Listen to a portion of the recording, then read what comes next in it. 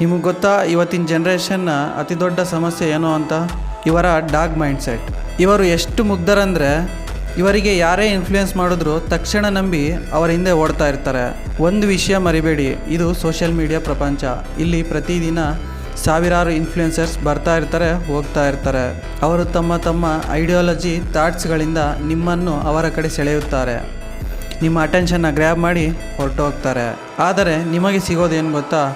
High level dopamine ಜೊತೆ ಸ್ವಲ್ಪ entertainment. ಇಷ್ಟು ಬಿಟ್ಟರೆ ಇನ್ನೇನು ಸಿಗೋದಿಲ್ಲ. ಈ ನಿಷ್ಪ್ರಯೋಜಕ ಇನ್ಫ್ಲೂಯೆನ್ಸರ್ಸ್ಗಳು ನಿಮ್ಮನ್ನು ಬಳಸ್ಕೊಳ್ತಾರೆ ಅಷ್ಟೇ ಬಿಟ್ಟರೆ ಅಲ್ಲಿ ನಿಮಗೆ ಕಲಿಯೋದಕ್ಕೆ ಏನೂ ಸಿಗೋದಿಲ್ಲ. ಯಾಕೆ ಅಂದರೆ ಅವರ ಕಂಟೆಂಟ್ನಲ್ಲಿ ವ್ಯಾಲ್ಯೂ ಇರೋದಿಲ್ಲ, ಕೇವಲ ಯೂಸ್ಲೆಸ್ ಕಂಟೆಂಟ್ನ ಕೊಡ್ತಾ ಇರ್ತಾರೆ. ಆದ್ದರಿಂದ ನೀವು ನಿಜವಾಗಿಯೂ ನಿಮ್ಮ ಜೀವನದಲ್ಲಿ ಏನಾದರೂ ಮಾಡಬೇಕು ಅಂತ ಇದ್ದರೆ ವೂಲ್ಫ್ ಮೈಂಡ್ಸೆಟ್ನ ಬೆಳೆಸ್ಕೊಳ್ಳಿ. ನಿಮಗೆ ಯಾರೇ ಇನ್ಫ್ಲೂಯೆನ್ಸ್ ಮಾಡೋಕ್ಕೆ ಅಂತ ಬಂದರೆ ಅವರನ್ನು ಬೇಗ ನಂಬೇಡಿ.